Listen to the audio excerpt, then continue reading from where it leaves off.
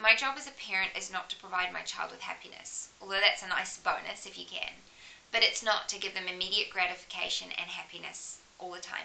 It's to mold and develop my child's character so that he or she can be a functioning, contributing member of society.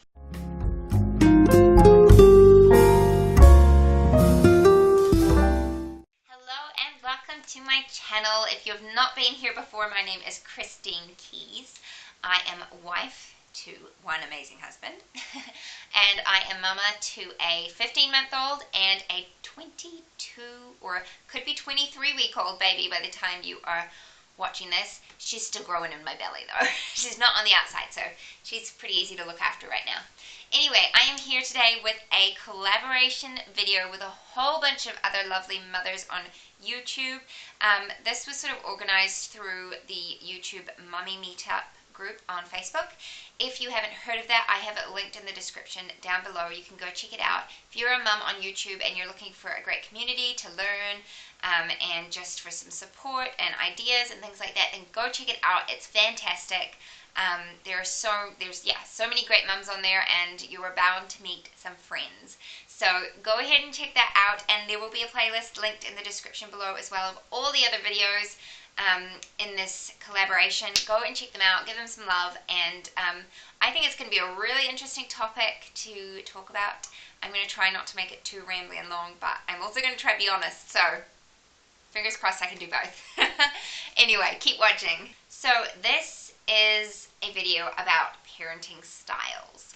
And you don't have to look far to see that there are many wonderful different ways of parenting. You know, as the saying goes, there's more than one way to skin a cat, which is an awful saying, but it's true. And so I'm going to talk today about my parenting style and how that relates to the activities in our life, in our family life, and also answer some questions, because there are some specific questions that I have written down here that I'm going to answer in this video. So let's start with the questions, because then it kind of leads on to the topics, and I'm looking down because they're on my phone. So the questions: do you identify with one of the 4 parenting styles, or are you a mixture of 2, 3, or all of them? And I had heard of all 4 of these parenting styles, but I did have to refresh my memory. So I went onto the website, which I will have linked down below for you guys, and just refresh my memory. And I definitely am an authoritative parent. I don't want to put myself in that box and say that's all I am, but for sure the majority of me is an authoritative parent, and that pretty much means that there are rules and guidelines in my house that I expect my children to abide by, but at the same time I am responsive to them, their emotions, their needs, their fears, their wants, and all of that kind of stuff, and I make those rules accordingly. Does that make sense? So it's a give and take situation. It's not all just a dictatorship where mum says this and that's it, you know. Yeah, it's a relationship. Next question is, which parenting style did you grow up with? If different from yours, why is your style different from that of your parents? My style is not different from my parents. I would say it's very much the same. My parents were very hands-on. We knew the structure and the guidelines and what we were required to do as children, but at the same time my parents were loving and caring and tailored those boundaries to each child individually. So yeah, that's the same. And then number 3, are you happy with the way you parent your children, or do you want to change things up, and why? I think that the way that I parent, I pretty much evaluate on a daily basis, because you learn as you go as a parent. I mean, that's just what parenting is about. It's about learning. And I am happy with the way that I'm parenting in general. There are always things I can improve on, but the style of parenting that I'm doing, absolutely, I'm happy with that. I do not see myself changing in the near future. Yeah, I have an end game and an end goal, and I'm trying to stick to it. So that's that. So let me talk about the topics now, because there are 3 topics that I want to talk about, and how my parenting style relates to those topics. So the first topic is that of attachment. So that can include co-sleeping, schooling, daycare, crying, feeding, all those kinds of things. As a parent, I thrive on structure, and I believe that my child and children, I think children in general really thrive on having a routine and boundaries and structure and knowing those. I do think you need to be flexible, but in general, that is my parenting style. Yeah. That is how I survive the day, is we do this, and this, and of course it's flexible. But for example, we don't co-sleep. I don't think there's anything wrong with co-sleeping, but for us as a family, it just doesn't work. And my reason for that is I need some space as a mum for my mental health and also for my marriage. And I just, when my child is upset or teething or whatever, then absolutely I will be there for him. And he can, there have been times when he has come into our bed, or I've gone and jumped in his bed, or whatever, or rocked him in the rocking chair until he's settled. That is part of being a mum. But as a general rule, we don't co-sleep. My husband and I have our room. Our child has his room. Our next baby is going to have her room. And yeah, I guess for me it's about protecting my marriage and putting it first. Not to say that those who are co-sleeping aren't protecting the marriage. I just think this is our family and this is what works for us. And again, like I say, I need as a mum a bit of space, and I feel like that's more beneficial to my children. My son is very well adjusted. He is very happy in his own bed. He goes to sleep with a smile on his face. In the middle of the night, he's usually very easy to settle if he does wake. And so, yeah, that's what's working for us. Crying. It's funny, there's so much controversy over this topic, but I'm just finding as my son is now in the toddler years, there's a lot of crying and fussing and whining, and I am learning that crying is by no means a bad thing. There are times when you have like a little newborn and you're getting to know your newborn, and you do need to meet those cries a lot quicker, but as your child gets older, I feel like you learn the different cries and stuff like that, and as my child has gotten older, he definitely has gotten more manipulative in the way that he cries, and that's because it's the only way he can really communicate.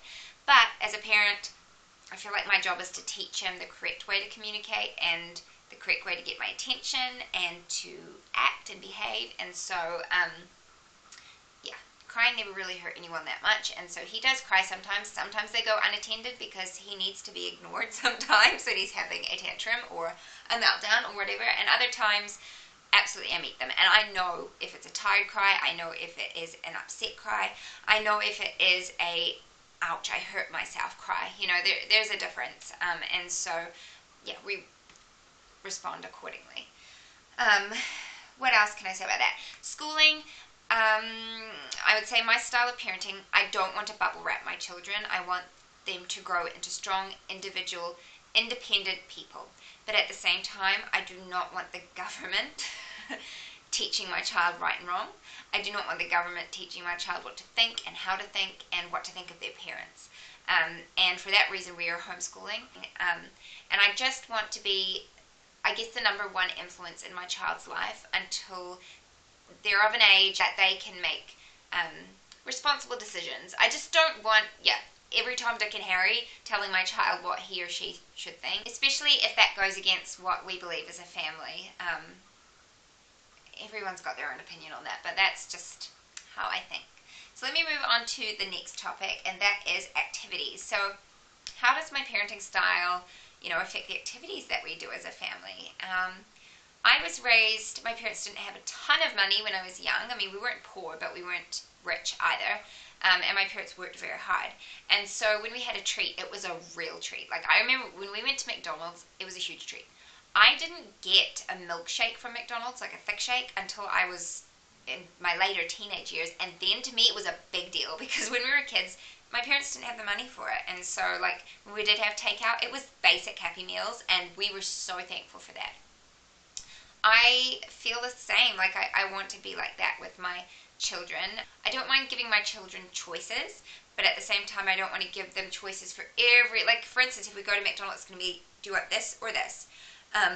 It's not going to be, do you want this, like, pick from the whole menu kind of thing, especially when they're young. I think as they're older, it can change, but when they're young, I don't want to raise my children to be entitled, and I want them to appreciate the small things in life, because I feel like that's what my parents did for me, and I really appreciate that. And I hope that I raise children that don't just take things for granted, that they feel like they work for things, and that they appreciate them when they get them. So I I know, like, that's kind of off topic a little bit, but like, I'm just thinking of activities like you go out to eat as a family.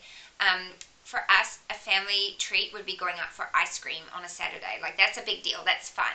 And I hope my children enjoy those kind of things. Right now, Jack's little, so the kind of activities we do, we will go to the park for a little bit. I'm looking forward to taking him to the library now that he's a bit older.